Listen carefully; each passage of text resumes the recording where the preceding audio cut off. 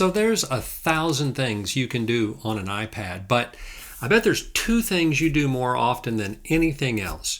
Watch YouTube videos, like this one, and surf the web. Well, I've already made a video on how to navigate YouTube, link in the description below. Today's video is all about surfing the web using the Safari app. It comes preloaded on your iPad, ready to go. If you'd like to learn the basics of using the Safari app to get around the internet better and faster than ever, then this video is for you. Roll the intro.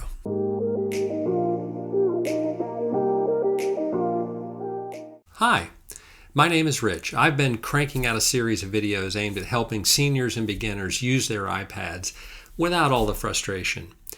My hope is that you'll find this video helpful and subscribe to this channel. But either way, I'm glad you're here. The iPad is a wonderful tool for managing many parts of your life. It's a heck of a teaching tool too, and while you can't believe everything you read or see on the internet, it is chock full of useful information, including tutorial videos, like this one, news, history, music, law, medicine, you name it, it's there. And the Safari app is the gate through which all this information passes. So I've got some great tips on setting up and using Safari. Today, I'm going to show you how to set up privacy and security, because that's super important, how to use the reader view in Safari to get rid of all the ads, how to use Google to search the web, how to close a web page, how to bookmark and favorite a website. Then I got a bonus tip if you stick around to the end, how to open more than one website at the same time. Okay, the first thing I want to talk to you about is privacy and security. The world is a strange place now, and it's really important that you get your privacy settings correct on your iPad so that you are safe when you're surfing the web and you don't have weird companies tracking you and all of that. And it's pretty easy to set this up on the iPad. First thing you do is you go to Settings, and you're going to probably land here somewhere, but you go down to Safari, and you go on the right, you scroll down, and you see Privacy and Security right there. You want to prevent cross-site tracking, so you need to turn that on. Hide IP address. What that means is that the websites you visit can't tell where you're located. You want to hide that. I have it turned off, so again, you just tap on it and click on From Trackers. So you're going to hide your IP address from trackers, those that are trying to track you around the web. You want to make sure you've got Prevent Cross-Site Tracking. You want to hide your IP address from trackers. You want to have a fraudulent website warning. And that's all there is to setting up the privacy and security settings in Safari. Next thing I want to talk to you about is how to read an article on the web in reader view. Sometimes you click on an article you want to read or something like that, and man, ads just pop up and they just take forever to load, and you're waiting, and then you tap on something thinking you're going to read the article, and all of a sudden an ad pops up. Well, the iPad has a great way to fix that problem, and it's called Reader View. All right, how you do this is you open up Safari, and you go up to the search bar, and you type in what you're looking for, and we'll say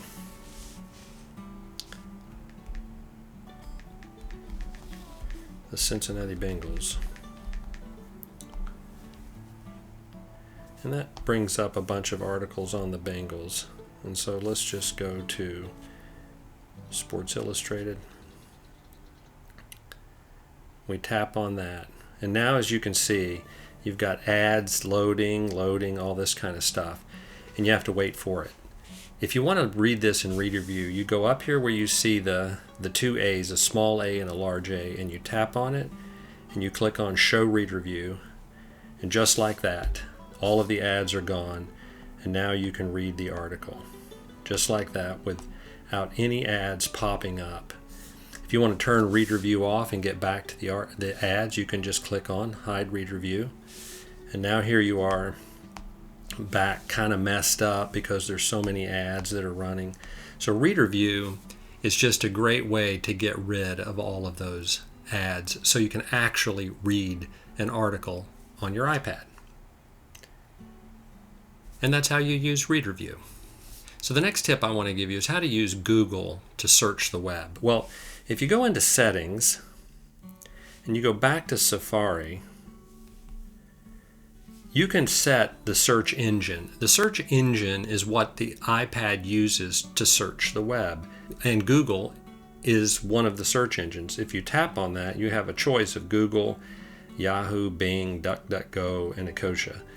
I just use Google, so if you tap on Google and leave it like that, then you're good to go. And what that means is when you go back to Safari and you type in up here something that you want to look for, say Omicron symptoms, that pops up. Now it's going to use the Google search engine to find that. And that's how you set up and know that you're searching with Google. Pretty easy, really. Okay, the next quick tip I want to give you is how to close a web page. You know, sometimes it can be a little confusing if you're just learning how to use Safari on the iPad to know how to get somewhere. And this is a very, very simple thing to do. So as you can see, we're back here on the story about Omicron. And let's say I just want to close this page and get back to square one. If you notice up here in the top right, there is 4 little squares. If you tap on that, it just makes it small and you just swipe it away. And that's it. You're done. You've closed the web page. And now you're back to the beginning. Pretty simple. Next thing I want to show you how to do is bookmark a website. So sometimes there are websites that you want to go to regularly. If you look here, I've bookmarked a few. Begin Together. That's my website. And I bookmarked that. Let's say I want to bookmark something else. So I'm going to type in ESPN. And now I've got the ESPN webpage up, and I know that I want to look at sports regularly. So how you bookmark this page is real simple. You just go up to the little box with the arrow in it up here at the top, and you tap it, and you tap Add Bookmark. Just like that. And then you click on Save, and now it's saved. And now, when you go back, you see ESPN is loaded here on your homepage. And if you want to go back to ESPN, you don't have to search for it or anything like that. Just tap on it, and you're back to ESPN. And that's how you bookmark a page. You can also add a website as a favorite too. It's kind of like a bookmark, but you can do that too. So let's search for something else. Let's search for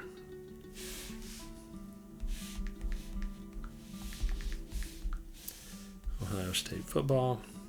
And let's say we want 24/7 sports. We tap on that.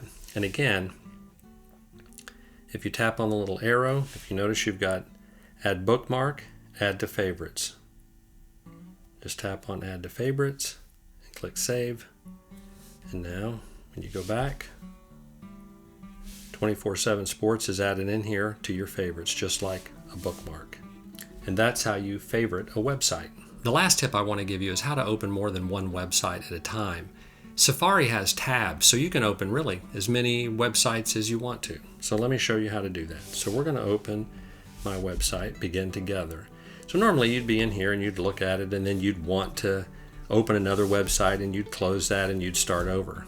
But maybe you didn't want to close it. Maybe you wanted to have a couple websites open at the same time to compare information. I know I open websites on Lowe's and Home Depot all the time to compare prices.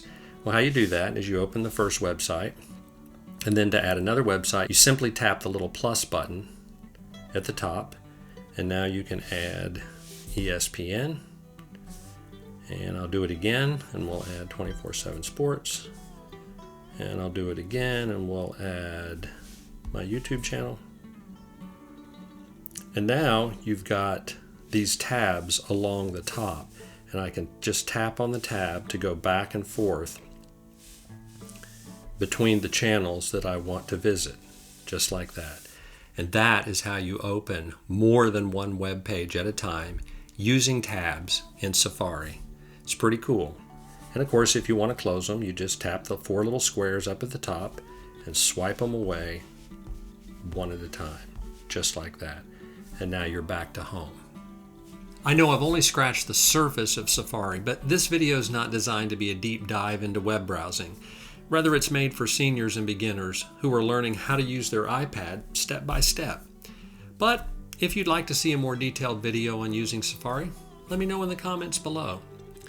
Well, that pretty much wraps up this short video. I hope you learned a few things. And remember, if I went too fast over one of the tips, just back up and hit the play button. As always, thanks for watching, and I'll see you in the next video.